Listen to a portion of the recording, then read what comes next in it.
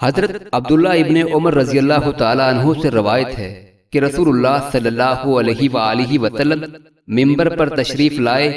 بلند آواز سے پکارا اور فرمایا: اے اسلام لانے والے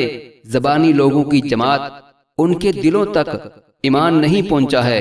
مسلمانوں کو تکلیف مت دو، ان کو آر مت دلاؤ اور ان کے عیب نہ تلاش کرو، اس لیے کہ جو شخص اپنے مسلمان بھائی کے عیب ڈھونڈتا ہے اللہ تعالیٰ اس کا عیب ڈھونڈتا ہے، اور اللہ تعالیٰ جس کے عیب ڈھونڈتا ہے اسے ذلیل و رسوا کر دیتا ہے، اگرچہ وہ اپنے گھر کے اندر ہو۔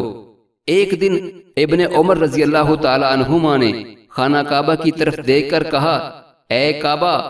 تم کتنے عظمت والے ہو اور تمہاری حرمت کتنی عظیم ہے،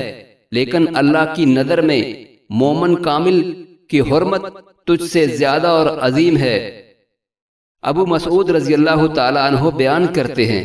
کہ میں اپنے غلام کو مار رہا تھا کہ پیچھے سے کسی کہنے والے کی آواز سنی، وہ کہہ رہا تھا: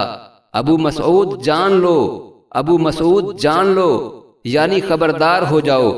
جب میں نے مڑ کر دیکھا تو میرے پاس رسول اللہ صلی اللہ علیہ وآلہ وسلم تھے۔